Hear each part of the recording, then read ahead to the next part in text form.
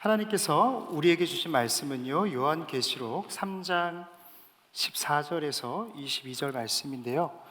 모니터에서 제 소리가 조금 더 크면 좋을 것 같아요. 요한계시록 3장 14절에서 22절까지 말씀입니다. 우리 한 절씩 교독하겠습니다. 라오디게아 교회 사자에게 편지하라. 아멘이시오. 충성되고 참된 증인이시오. 하나님의 창조의 근본이시니가 이르시되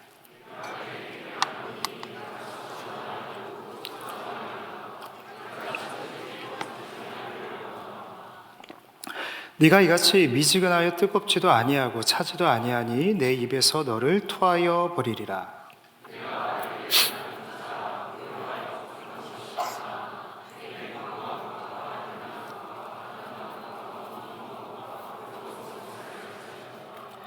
내가 너를 권하노니 내게서 불로 연단한 금을 사서 부유하게 하고 흰옷을 사서 입어 벌거벗은 수치를 보이지 않게 하고 안약을 사서 눈에 발라 보게 하라.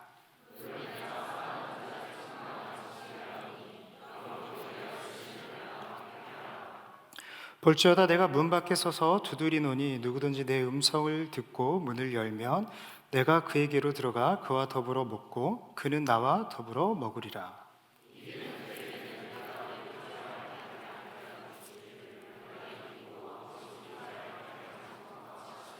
함께요. 귀 있는 자는 성령이 교회들에게 하시는 말씀을 들을지어다. 아멘. 이것은 하나님의 말씀입니다. 이 시간 왜곡된 환상을 깨고 나오라 라는 제아의 말씀으로 은혜를 나누고자 합니다. 여러분 수련회 때 은혜 많이 받으셨죠? 네, 참 주제만큼이나 그 하나님의 열심을 누리는 시간이었다라고 생각이 드는데요. 드려지는 모든 예배 가운데 부어주시는 그 하나님의 은혜, 참 마른 땅과 같았던 우리의 삶을 충분히 적시는 단비가 되었고요. 또 우리가 함께 누렸던 여러 프로그램들을 보면요, 서로의 벽을 허물고 하나가 되는 작은 디딤돌이 되었습니다. 그 중에서도 제게 기억에 남는 프로그램이 있었는데요, 둘째 날 오후 프로그램이었던 것 같아요. 교구 대항전, 운동회를 우리가 잠깐 했었잖아요. 그 경기 중에서도 4인 5각 경기가 굉장히 제 기억에 인상적으로 남아 있습니다. 시작하기 전에 팀장님들이 이렇게 3, 4 모여서 여러 가지 전략도 짜고 호흡도 맞추더라고요. 그래서 출발선에 서 있는 팀장님들의 표정을 보는데 그 눈빛이요, 와, 야, 배민 상품권 한 장에 영원이라도 팔아버릴 것 같은, 물론 팀원들을 잘 먹이고자 하는 그 어머니 아버지들의 마음이었겠죠. 그런데 경기가 시작되자 유독 한 팀이요, 제 눈을 사로잡았습니다. 여러분, 4인 5각 경기는요, 4명이 발을 묶고 맞춰 앞으로 나아가는 거잖아요. 그러니까 가로 형태에서 앞으로 나아가는 게 정상이죠. 그죠? 근데 유독 한 팀은요, 기차처럼 가는 거예요. 저는 김솔 팀장의 오른발에 종이짝처럼 끌려다니는 우리 소진이와 그 아이들 보았습니다. 그들은 분명히 환상적인 호흡을 꿈꿨겠지만 현실은 전혀 달랐다라는 것이죠. 사실 우리가 인생에서 만나는 여러 가지 환상과 그 깨어짐을 우리는 매 순간 경험합니다. 이제 개강을 곧 앞두고 있는데요, 대학 생활에 대한 환상, 직장 생활에 대한 환상, 결혼도 마찬가지입니다. 연이은 수업에 늦지 않으려면 일단 대학생들은 보통 뛰어다니죠. 또 학기 말 되면 밀린 과제야 시험을 또 감당해야 되는 겁니다. 취업한다고 해서 모든 문제가 풀리나요? 작년에 그 임용고시를 합격한 지체가 있었는데 제가 그때 같이 얼마나 기뻐했는지 모릅니다. 그런데 딱 거기까지였어요. 이 교사로서의 삶을 시작하니까요, 다크서클이요, 여기서부터 끝이 보이지 않는 거예요. 여러분, 요즘의 교사분들이요, 얼마나 힘든지 몰라요. 가르치는 건 기본이고요, 학생 케어해야죠. 거기에 학생의 학부모까지 케어해야 합니다. 거기에 학생끼리 문제가 생기면요, 교사들은 너무 힘든 거예요. 취업한다고 해서 모든 문제가 해결되는 게 아니죠. 여러분, 결혼 생활도 그래요. 우리 실행위원분들 결혼 생활 행복하시죠? 예? 다들 사모님들이 이 화면을 보고 계시니까 네, 종종 우리가 TV를 보면요, 그 아이를 목마태운 그런 굉장히 아름다운 그림들을 보게 됩니다. 100% 목디스코죠. 절대 아버지는 아이를 목에 태워서는 안 됩니다. 제가 수련회를 마치고 맞이하는 월요일이었는데 삼남매가 저를 보고요, 아빠 너무 고생했어요, 너무 애쓰셨어요, 둘째 날 저녁에는 피토하시는 줄 알았어요 라고 이야기했겠습니까? 안 하죠. 그날 오후 저는 키즈 카페에 감금당해서 혹사당한 후에 저녁 늦게서야 집에 돌아올 수 있었습니다. 그런데 이 지금 들어와 보니까 지금까지 보이지 않았던 아내가 보이는 거예요. 그래서 미안하니까 삼남매를 이제 저 없이 계속 케어를 했잖아요. 그래서 그냥 위로한다 치고 제가 앞으로 들었어요. 근데 문제가 생긴 거예요. 생각보다 무거웠어요. 어떻게든 버텼어야 했는데 저도 모르게 앞으로 넘어진 거죠. 그때 아내가 저에게 이렇게 이야기했습니다. 옛날에는 안 그랬는데, 안 그랬잖아 라고 이야기를 하는 거예요. 근데 그때 제가 미안해라고 말해야 되는데 저도 모르게 이렇게 얘기했습니다. 당신도 옛날에는 안 그랬잖아. 그날 저녁에 저는 열심히 짜파게티를 끓여서 혼자 먹었습니다. 여러분, 결혼은요, 환상이 아니라 현실이죠. 우리는 많은 환상들을 그립니다. 그러나 그 환상이 현실로 이루어지는 것은 극히 드물어요. 이 환상이라는 뜻 자체가 그렇거든요. 현실적인 기초나 가능성이 아니라 헛된 생각 또는 공상이 바로 환상입니다.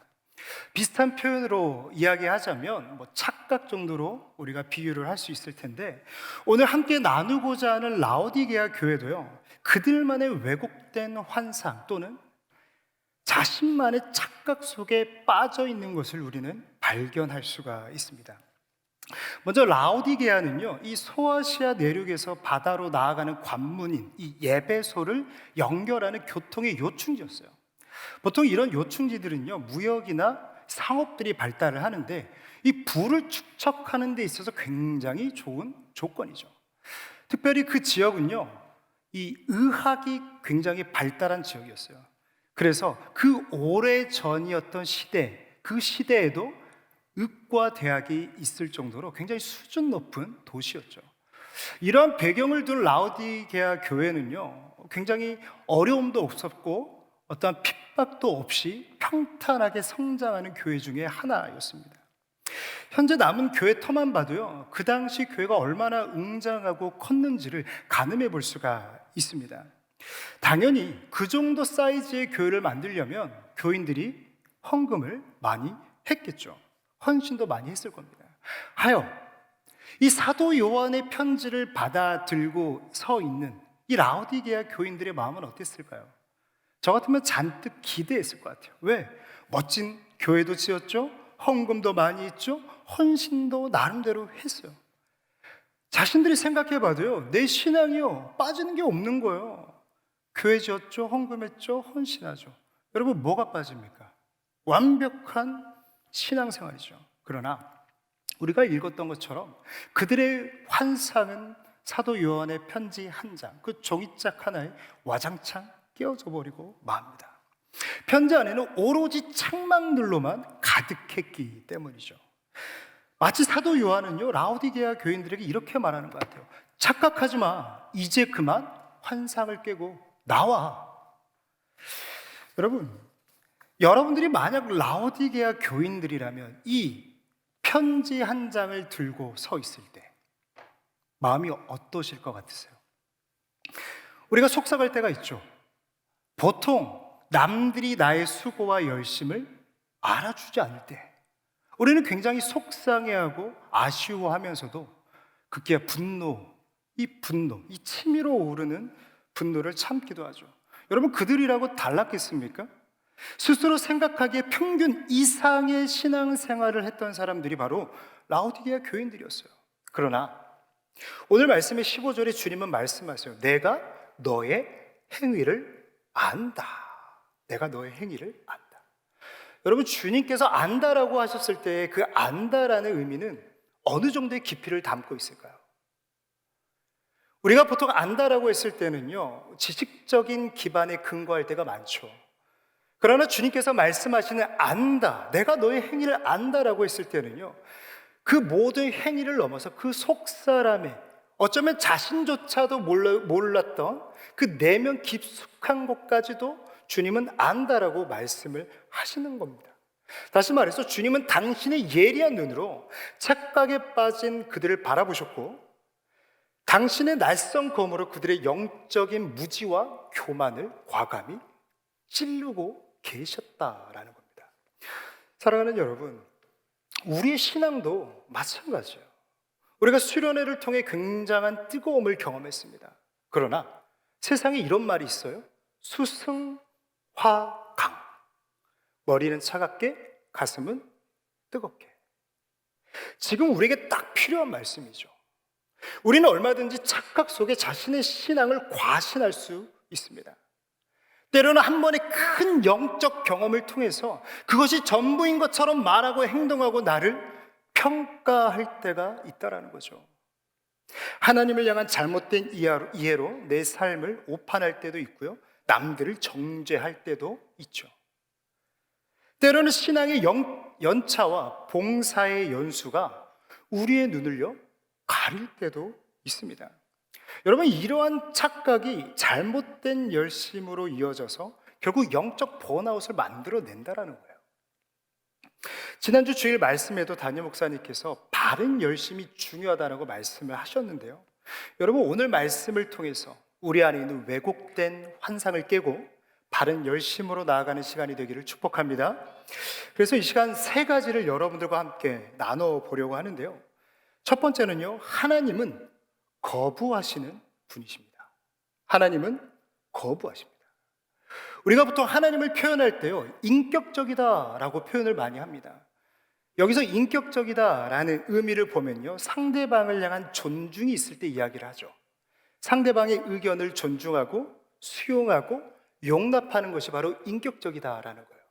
다시 말해서 우리가 하나님을 향하여 인격적인 분이십니다 라고 말할 때는 하나님이 나를 존중해 주시고 수용해 주시고 용납해 주신다라는 거예요. 여러분, 놀랍지 않습니까? 창조주 하나님이, 전능하신 하나님이 피조물인 우리를 존중해 주시고 수용해 주시고 용납해 주신다라는 거예요. 그러나 여러분, 우리가 믿는 하나님은요, 모든 것을 존중해 주시는 것은 아닙니다. 그분은 때론 단호히 거부하시는 하나님이세요. 성경에 나타난 최초의 제사는요, 가인과 아벨의 제사죠.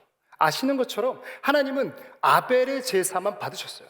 정확히 말하면 가인의 제사를 주님은 거부하셨습니다. 이를 놓고 학자 중에는 가인의 제사에는 피 흘림이 없었기 때문이다라고 말을 하지만, 히브리서 11장 4절 말씀을 보면요, 제가 읽도록 하겠습니다. 하나님께서는 아벨의 믿음으로 드린 제물을 기꺼이 받으시고 그를 의로운 사람으로 인정해 주셨습니다. 주님께서 말씀하시는 거예요. 믿음으로 드린 제물. 하나님께서는요, 단순히 제물을 받으시는 분이 아니라 제물을 드린 자의 마음과 태도를 보신다라는 거예요. 우리가 신약으로 넘어와도 마찬가지입니다. 당시 바리새인들은요, 율법을 목숨처럼 지켰던 사람입니다. 담임 목사님도 종종 예화를 드시잖아요. 비행기를 탈 때 이 비닐을 뒤집어 쓸 정도로 이 율법을 목숨처럼 지켰던 사람이에요. 당연히 안식일도 생명 걸고 지켰겠죠. 그러나 여러분, 하나님은요, 그들의 예배를 거부하셨습니다. 이유가 무엇입니까? 우리 이사야 29장 13절 말씀인데요, 우리 함께 읽어볼까요? 이사야 말씀입니다. 시작. 이 백성이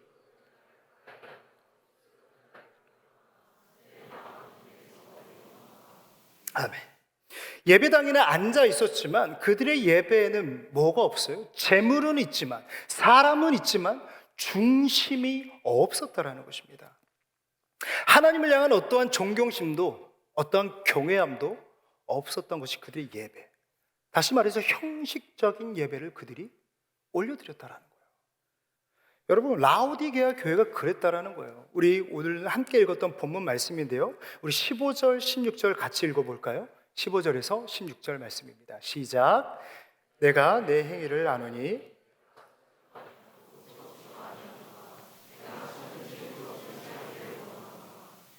내가 이같이 미지근하여 뜨겁지도 아니하고 차지도 아니하니 내 입에서 너를 토하여 버리리라.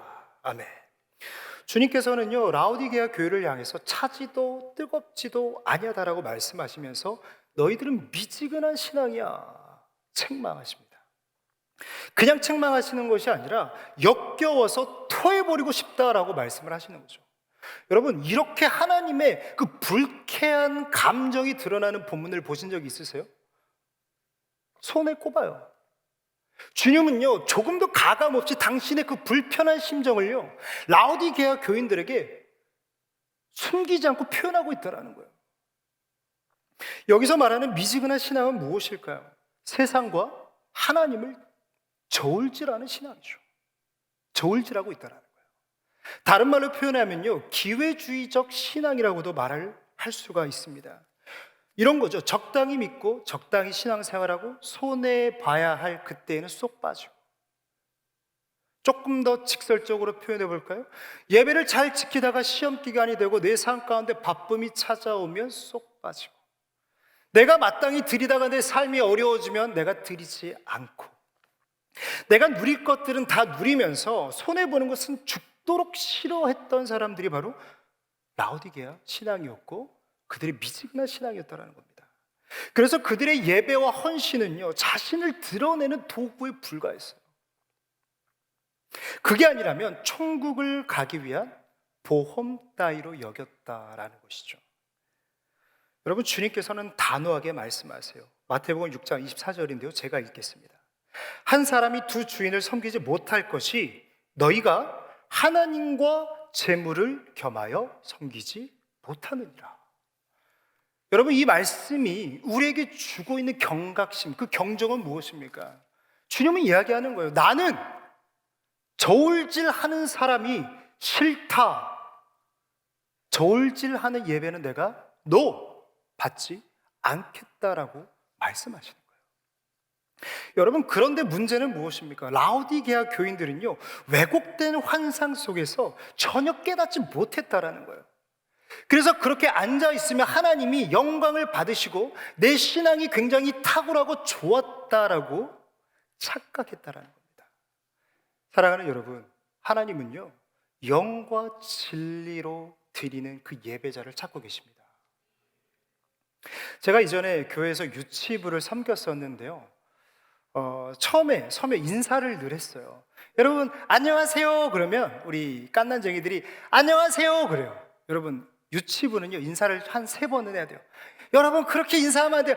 여러분 안녕하세요 그러면 애들이 더 크게 안녕하세요 라고 얘기합니다. 아니요 여러분, 더 크게 여러분 안녕하세요 그러면 안녕하세요. 갑자기 피토할 것 같네요. 여러분, 근데요, 집중력이 딱 거기까지예요. 그리고 각자 할 일 하기 시작합니다. 저는 설교를 하고 그들은 비즈니스를 하기 시작해요. 야, 네 로봇 좋다. 전라도니까 바꿀래? 네. 여러분, 우리 교회 안에서도요, 보면 0세부터 3세까지 드리는 예배가 있는데 이 타가부 예배라고 하거든요. 근데 그 예배는요, 앞에 전도사님이 설교를 하시고 마치면 담임 목사님 설교를 라이브로 중계를 해요. 근데 저는 이제 전임을 했기 때문에 그 모습을 보죠. 그때만큼 화면 속에 성출되는 담임 목사님이 외로워 보일 때가 없어요. 아이들은요, 여기서 뛰어다니다가 저기서 뛰어다니다가 싸우다가, 또 한켠에는요, 아이가 이렇게 막 웅크리고 있거든요. 근데 얼굴이 빨개요. 뭐 하고 있을까요? 덩을 싸고 있는 거예요. 기저귀 갈다가. 뭐 돗대기 시장이 따로 없죠. 그런데 여러분, 저는 믿어요. 하나님이 그 예배를 기쁘게 받으십니다. 왜요? 그 아이들의 모습이 어떻든지 간에 그 아이들은 주님 안에서 최선을 다해 드리고 있기 때문입니다. 여러분 보세요. 타가부 예배가 여러분들처럼 이렇게 앉아있다고 보면 다 병원 가야 돼요. 영아 우울증으로 병원 가야 되는 거예요. 그 아이들은 그렇게 예배를 드리는 것이 당연하고 주님은 아세요. 우리가 신약 말씀을 봐도 그런데요. 주님께서 가난한 과부의 두 렙돈을 그 부자가 드린 것보다 많이 넣었다라고 말씀을 하시잖아요. 이 렙돈이라고 하는 것, 하나의 렙돈은요, 지금으로 따지면 780원 정도 되거든요. 곱하기 2하면 얼마예요? 안 되세요? 1560원입니다. 여러분, 주님께서는요, 그 1000원짜리 한 장을 라오디게아 교인들이 드렸던 수백, 수천, 어쩌면 억 단위의 헌금보다 귀하게 여기셨다라는 거예요. 여러분, 영과 진리로 예배를 드리는 것은 무엇일까요? 뜨거움으로 드린다라는 그 예배의 모습은 어떠한 모습입니까? 우리가 드리는 것처럼 여러 화려한 조명 속에서, 빵빵한 음향 속에서 많은 사람들이 채워 앉아있는 이 예배당이 뜨거움입니까? 아니죠. 우리 중심이 드려지는 예배가 하나님이 기뻐 받으시는 예배인 줄 믿습니다. 여러분들이 그래서 신앙의 온도는 몇 도이십니까? 여러분들이 지금 드리고 있는, 지금까지 드려왔던 예배의 온도는 몇 도세요? 뜨거운 100도입니까? 아니면 한때 뜨거웠지만 지금은 폭삭 식어버린 미지근한 신앙 예배를 드리고 있습니까? 우리가 계속 하나님의 열심에 대해서 우리가 이어오고 있는데요. 여러분, 열심에 포함되어 있는 여러 가지 의미가 있는데요. 제가 이 시간 한 가지를 이야기하자면 집중이라고 생각을 해요. 보십시오. 여러분들이 공부를 열심히 한다라고 했을 때, 물론 하진 않지만 여러분 한다고 했을 때, 여러분 공부를 열심히 한다라고 했을 때 그 모습은 공부에 집중한다라는 것이죠. 직장 생활에 열심을 낸다라고 하는 것은 내게 주어진 업무에 집중한다라는 것입니다. 여러분, 신앙도 마찬가지예요. 우리가 뜨거운 100도씨의 신앙을 유지하려면 열심을 가져야 되는데 그 열심 속에는 집중이 있어야 됩니다. 예배를 드려도 집중해야 되고요, 그룹 모임을 해도 집중을 해야 돼요. 우리가 어느 자리에 있든지 간에 코람데오의 마음으로 하나님을 향한 집중력을 가져야 된다는 것이죠. 그렇다면 여러분, 필연적으로 찾아오는 한 가지가 있어요. 여러분, 집중하는 사람은요, 집중하는 것 외에 보이지 않습니다. 이것을 제가 어떠한 금전적인 논리로 표현을 하자면, 하나님께 집중하면 반드시 손해가 찾아와요. 제가 면담을 하다 보면요, 이런 이야기를 종종 듣습니다. 믿는 친구들인데 우리 뉴송 지체들에게 이렇게 이야기하는 거예요. 야, 토요 예배까지 나가야 돼? 야, 그렇게까지 신앙생활 해야 돼?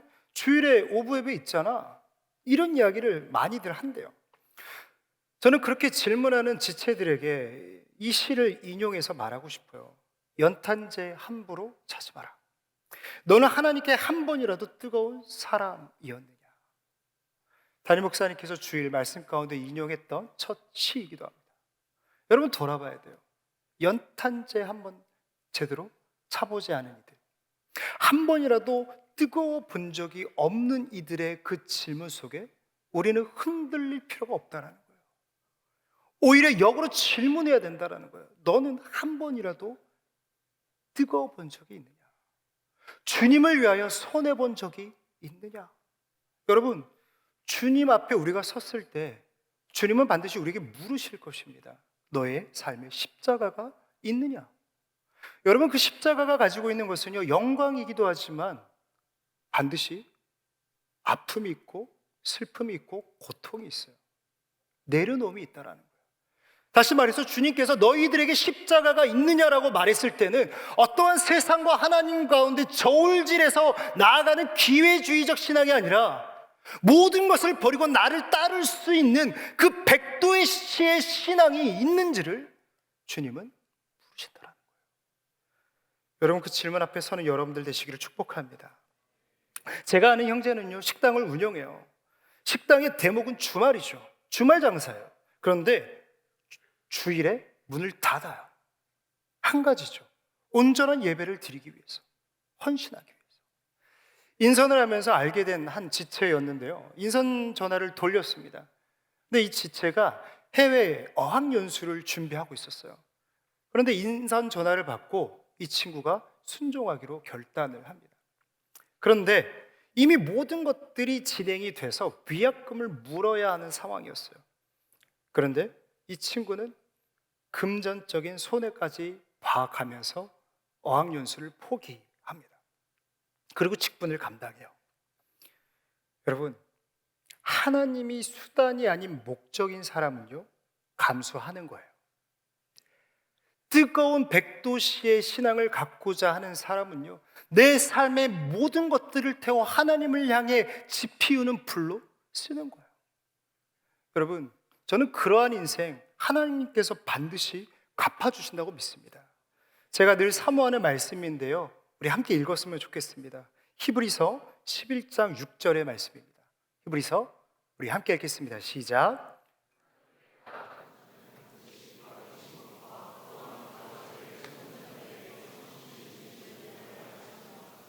아멘. 여러분, 하나님께 나아가는 자는요, 반드시 뭐예요? 그가 계신 것과 또한 그가 찾는 자에게 뭐예요? 상을 주시는 이심을 믿어야 할지니라. 여러분, 주님 앞에 백도시의 신앙으로 나아갔을 때 주님께서 어떻게 반응하실까요? 야, 너무 과하다, 너무 과하다. 아니요. 주님은 중심을 드린 그 예배, 그 신앙, 그 헌신, 그 드림 기쁘게 받으시고 입 닦으시는 분이 아니라 갚아주세요. 은혜 베풀어 주세요. 이른 비와 늦은 비로 복된 소낙빛 가운데 그들의 인생을 채워주시는 분이 우리가 믿는 하나님이신 줄 믿으시기 바랍니다. 둘째로는요, 하나님은 물질의 부요함이 영적 부요함이다라고 말씀하지 않으십니다. 다시 말씀드려요. 물질의 부요함이 영적 부요함이라 말하지 않으신다. 당시 라오디게아는요, 소아시아 지역에서 굉장히 부유한 도시로 넘버원이었습니다. 단적인 예로요, AD 60년에 로마 대지진이 일어납니다. 모든 도시가 폐허가 되었어요. 라오디게아 교회도 마찬가지였죠. 다 무너졌어요. 그때 로마 황제가요, 이렇게 순시하면서 폐허가 된 도시들을 원조합니다. 도와주는 거죠. 그런데 유일하게 한 도시, 라오디게아죠. 한 도시만이 거부해요. 괜찮다라는 거예요. 우리 돈으로 할 수 있다라는 거예요. 그래서 나라를, 이 도시를 재건을 하는데, 그 재건한 도시 가운데 8,000명에서 10,000명 정도가 들어가는 원형 극장을 만들어요. 그러니까 그들은요, 재건을 한 것이 아니라 업그레이드된 도시를 만든 거죠. 여러분, 주변 도시 사람들이 이 도시를 바라보면서 뭐라고 말했을까요? 참 저 도시는 하나님이 복을 많이 주시네. 참 복받은 도시다 라고 말하지 않았을까요? 누가 봐도 그럴 수 있죠. 신앙의 특심이 있었고 누리는 부요함이 있었으니까요. 우리도 살아가다 보면 이러한 시각을 가질 때가 있습니다. 나보다 앞서가는 사람, 나보다 잘 되는 사람, 나보다 좋은 차를 타는 사람, 나보다 넓은 평수에 사는 사람, 그런 지체들을 보면 하나님이 복을 주셨구나라고 생각을 하죠. 물론 맞을 수 있어요. 반대로 인생이 풀리지 않을 때, 내 삶이 풀리지 않을 때 그때처럼 하나님께 서운하고 아쉬울 때가 없어요. 그러나 오늘 말씀 가운데 사도 요한은요, 복에 대해 한 번 더 생각하게 만듭니다. 우리 함께 17절 말씀을 읽어보길 원하는데요, 우리 17절 말씀 시작.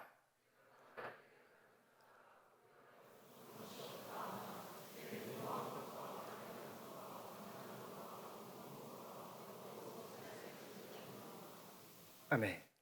이거 무슨 말입니까? 그들은 자신을 부자라고 이야기하지만 하나님 눈에는 뭐예요? 곤고한 자다, 곤고한 자예요. 이 곤고하다라는 말은요, 탈라이포로스라고 하는데 비참한 자, 불행한 자, 불쌍한 자의 뜻을 가지고 있죠. 그들은 자신의 막대한 재산으로 교회에 헌금을 하는 것만으로 모든 의무를 다 했다라고 착각했습니다. 여러분, 주님이 돈이 없습니까? 주님이 나타나서 기도 가운데, 환상 가운데 500원만 이렇게 말씀하시는 분이 아니시잖아요. 반대로 사람이 없습니까? 아닙니다. 주님은 늘 계획이 있으세요. 엘리야 다음에 엘리사가 있고요, 그 모든 선지자들을 때마다 세워서 하나님의, 당신의 말씀을 증거하세요. 하나님은 부족함이 없어요. 그러나 그들의 모든 행동들이 무례했다라는 것이죠. 그래서 하나님은 말씀하시는 거예요. 자신들이 벌거벗은 것을 알지 못하는도다.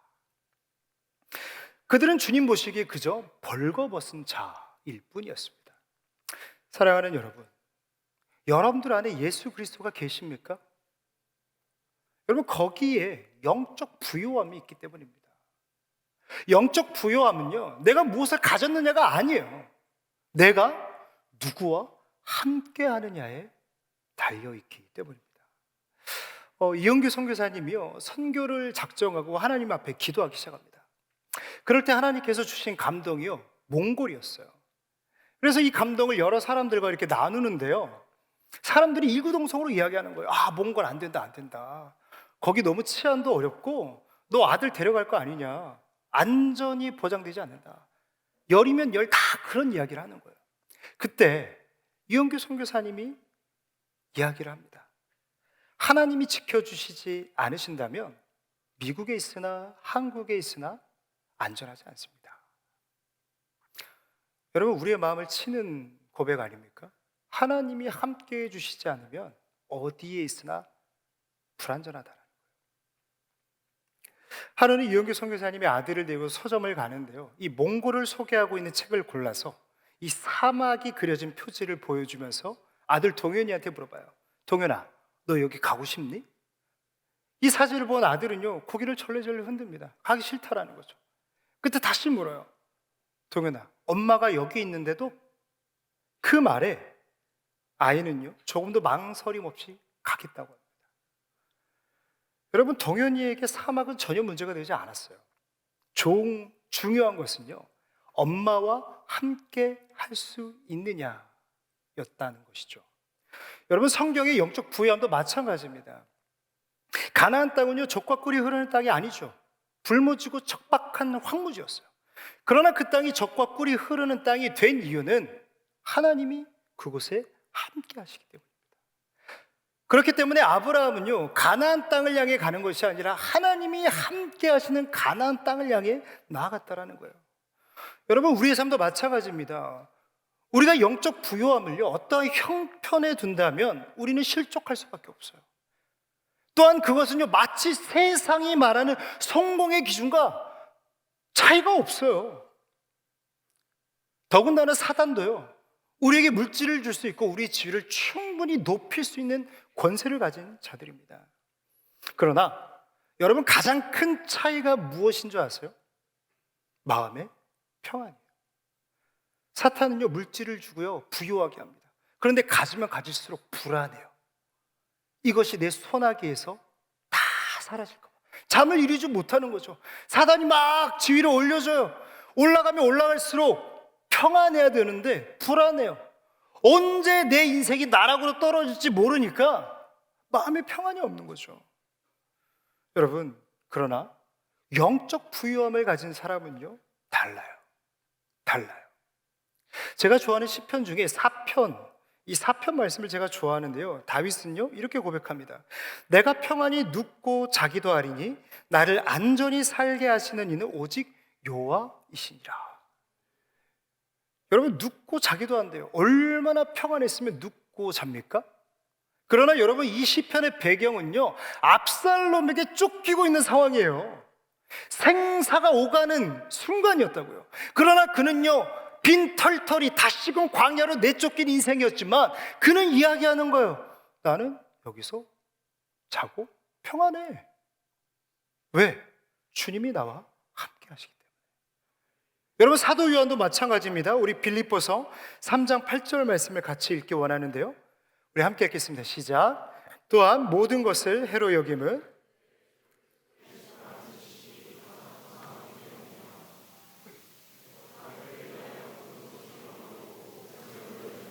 아멘. 여러분, 그는요, 오직 한 가지를 얻기에 모든 것을 해로 여기고 버리고 배설물이라고 이야기합니다.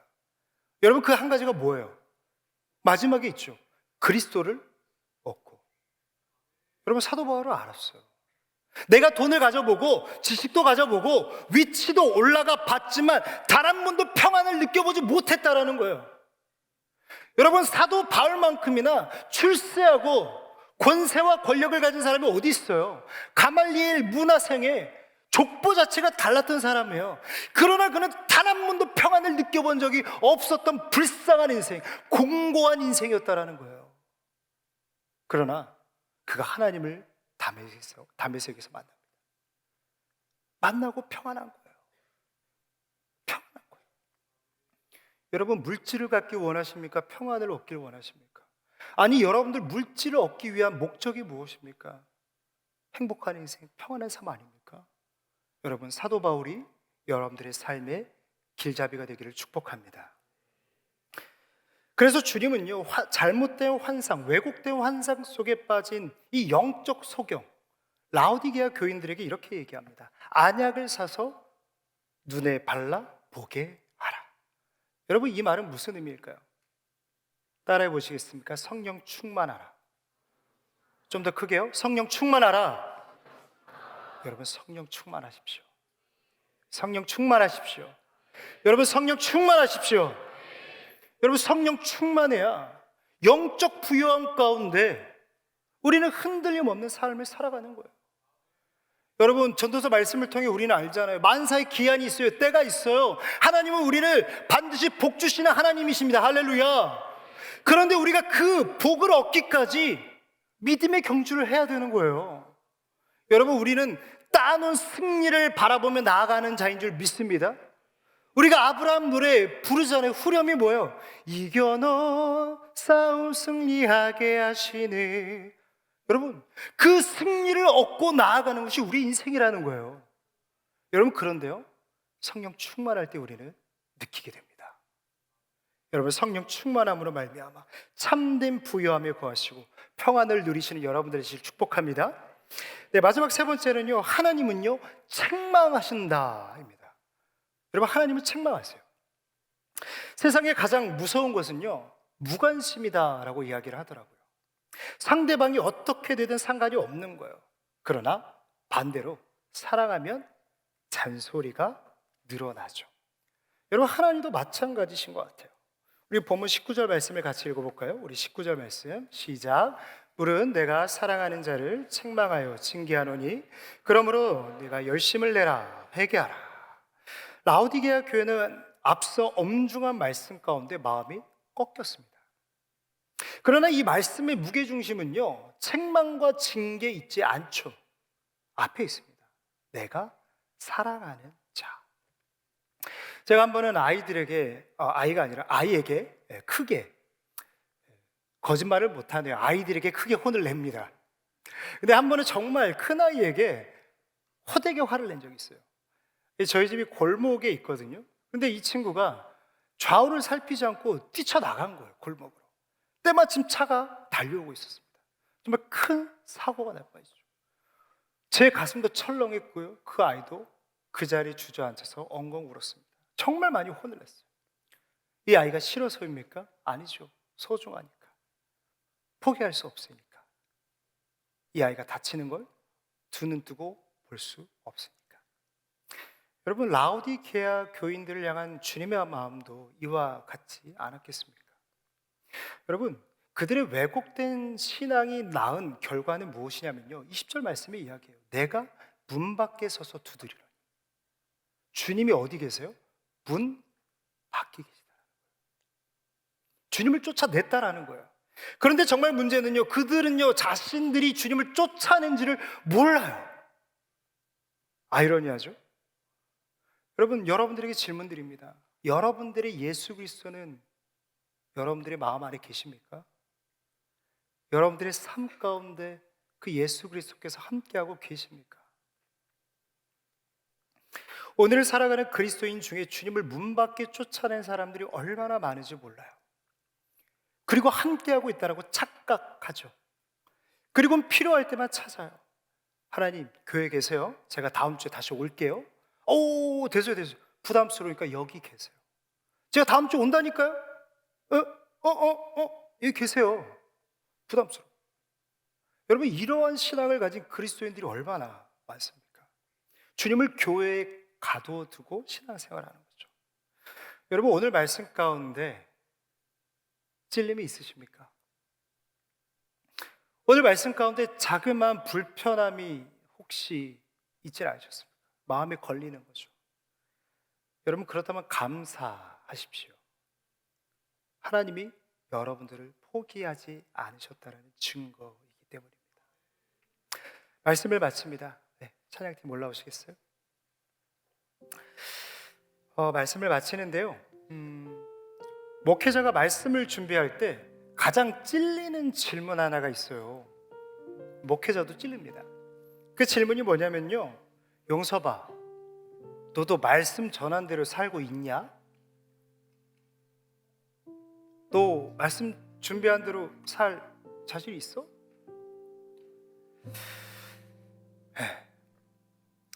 오늘 말씀을 통해 왜곡된 환상을 깨야 한다고 제가 줄기차게 말씀을 드리고 있는데요, 이 말은요, 너가 모르고 있는 혹은 외면하고 있는 너의 민낯을 정직하게 직면하라라는 거예요. 목사인 저도요, 괜찮아 보이고 싶고요, 좋은 사람이고 싶어요. 성숙한 척하고 싶고요, 탁월한 척하고 싶어요.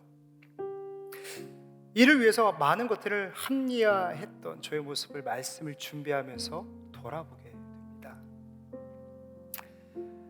하나님 열심 뒤에 서 있는 것이 아니라 하나님 열심 앞에 서 있는 저를 또다시 발견하는 거죠. 나조차 외면하고 때론 합리화시키며 타협했던 신앙, 저울질했던 그 신앙, 하나님은 그것이 아니라 말씀을 준비하는 저에게 찔린 가운데 말씀하십니다. 어쩌면 라오디게아 교인에게 보내는 이 편지는 우리 모두에게 보내는 편지이기도 합니다.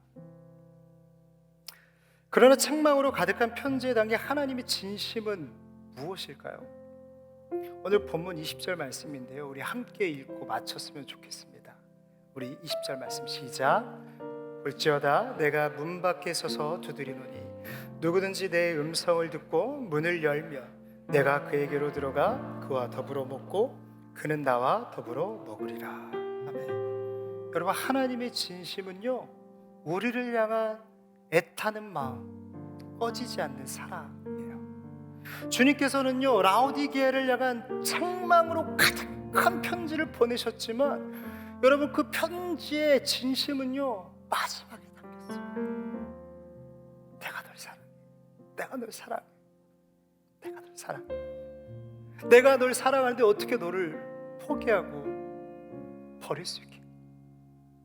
너가 잘못된 길을 걸어가고 있는데, 왜곡된 환상 속에서 살아가고 있는데 내가 너를 어떻게 그 사망의 길로 나아가는 너를 붙잡지 않을 수 있게? 주님은 손가락질을 하며 너 그렇게 살면 안 돼 라고 말씀하시는 하나님이 아니라 문 밖에 서서 두드리십니다.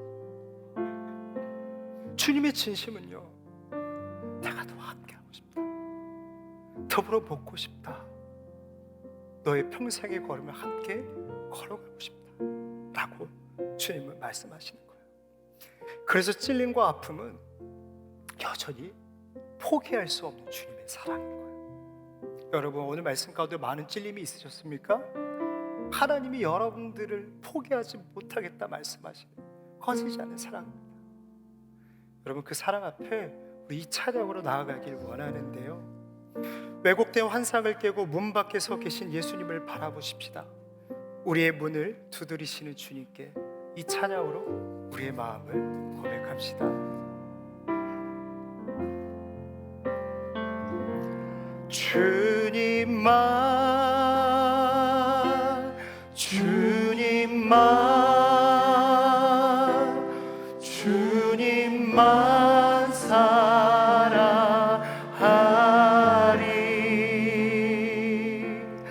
나의 왕, 나의 주님, 주님을 더욱 알기 원해. 나 주님께 오직 주께 경배하리.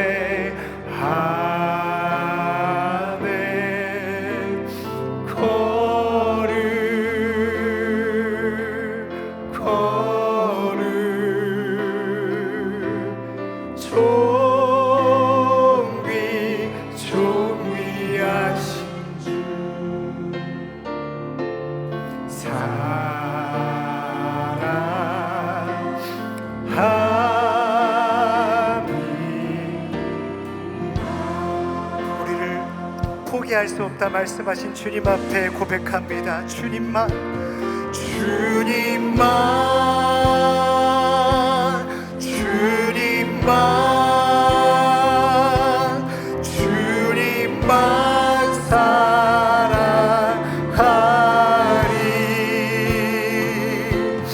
나의 왕, 나의 주님, 주님을 더욱 알기 원해. 나 주님께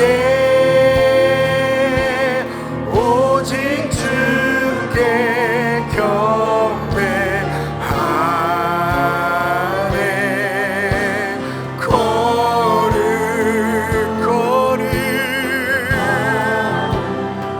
오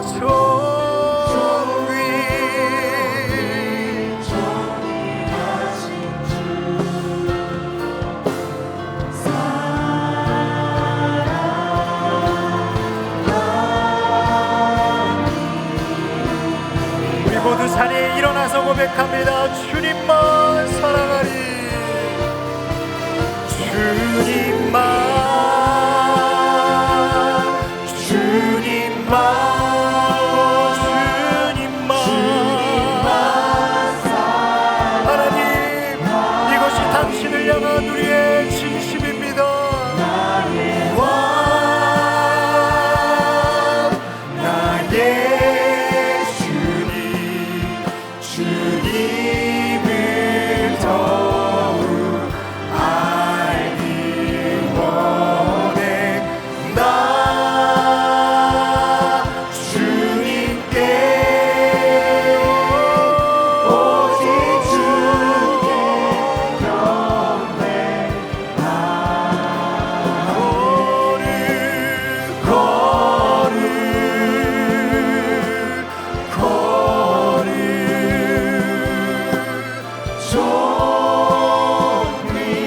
존귀하신 주 사랑. 우리 한 번 더 사랑합니다.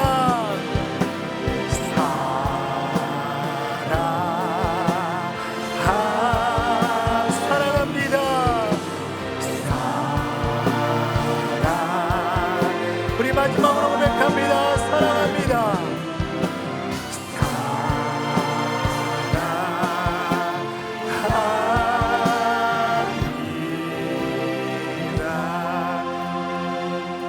우리 시간 함께 기도하기 원하는데요, 이 시간에 하나님 앞에 나를 불쌍히 여겨달라고 기도하십시다.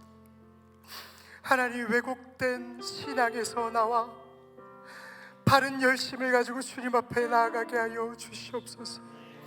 하나님, 주님의 책망을 기꺼이 받길 원합니다. 주님의 징계하심을 기쁘게 받길 원합니다. 하나님, 이를 통하여 나의 하나님을 바라볼 수 있다면 하나님, 그 걸음 담대하게 걸어가게 하여 주시옵소서. 하나님, 그 믿음의 걸음을 나아가게 하여 주시옵소서. 참된 하나님을 바라보게 하여 주시옵소서. 우리 시간에 주님 세 번 부르시고 기도합니다. 주여, 주여, 주여. 살아계신 하나님 아버지, 왜곡된 신앙 속에서 하나님, 내가 뭐라도 된 것처럼 하나님 교만한 모습으로 살아왔습니다. 그 뜨거운 한순간이 나의 전부인 것처럼 아버지 말하며 행동하였습니다. 아버지, 이 시간 나를 불쌍히 여겨주시옵소서. 하나님의 사랑이 담긴 책망과 징계 속에 하나님을 바라보기 원합니다. 하나님을 바라보기 원합니다. 하나님을 바라보기 원합니다. 아버지, 시간 주님만 바라보며 주님만 사랑하길 원하오니 주여, 우리를 불쌍히 여겨 주시옵소서. 우리를 불쌍히 여겨 주시옵소서. 이 시간 우리가 주님 앞에 나아가며 간구하오니 주여, 이런 나를 불쌍히 여기서 참된 하나님을 바라보며 체험하게 하여 주시옵소서. 할렐루야. 믿습니다. 주님, 나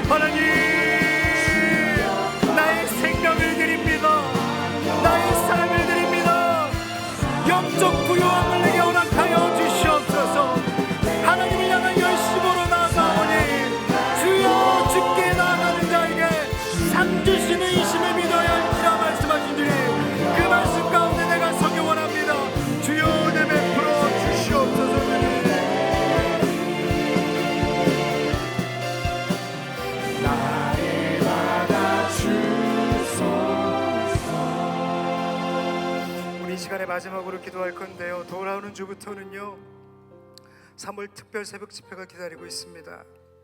담임 목사님께서 새벽에 말씀하셨듯이 영적 세계관에 관련된 말씀을 전해주십니다. 여러분, 이 시대가요 절대적 가치를 인정하지 않아요. 그 말은 무엇입니까? 절대이신 하나님을 인정하지 않는다라는 것이죠. 여러분, 이 시대 속에서 우리가 바른 영적 세계관을 세워가야 합니다. 여러분, 그러려면요 가장 먼저 해야 될 것은요 나의 세계관을 허무는 거예요. 내가 세웠던 신앙의 기준, 삶의 기준, 성공의 키워드, 이 모든 것이 깨어져야만 영적 세계관이 세워진다라는 것입니다. 여러분, 이 시간에 주님 앞에 기도할 때 하나님, 나의 환상이 깨어지고 문 밖에 서 계시는 하나님을 만나는 특별 새벽 집회가 되게 하여 주시옵소서. 말씀 준비하시는 담임 목사님 장중에 붙잡아 주시옵소서. 권능으로 함께하여 주시옵소서. 우리 주님 세 번 부르시고 뜨겁게 기도하겠습니다. 주여, 주여, 주여. 살아계신 하나님 아버지, 절대적 가치를 인정하지 않는 시대 가운데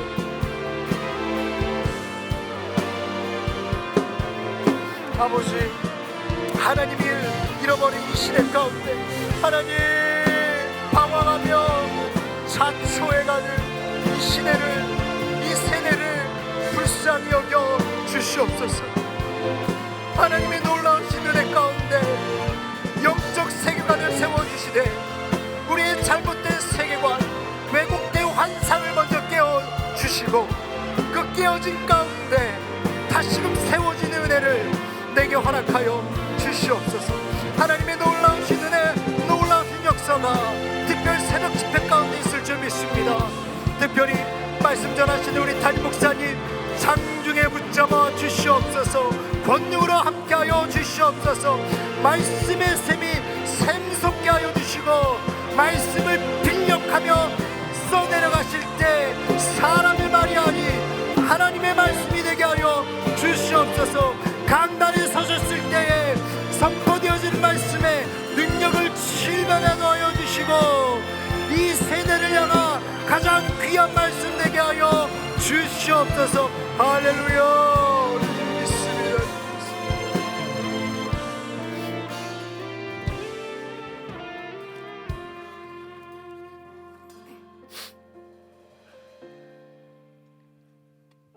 참 좋으신 하나님 아버지,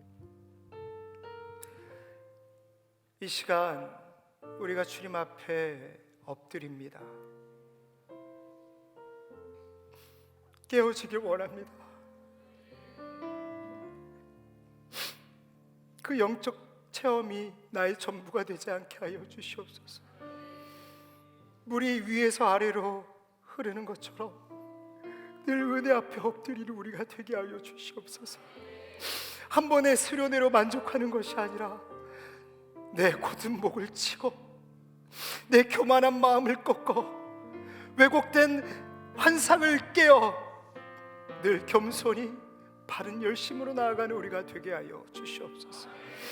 그 말씀 가운데 우리의 삶을 인도하여 주시고 바른 영적 세계관을 특별 새벽 집회 가운데 세워 주시옵소서. 하나님께서 모든 것을 하실 줄 믿고 의지하오며 살아계신 예수님의 이름으로 기도드리옵나이다.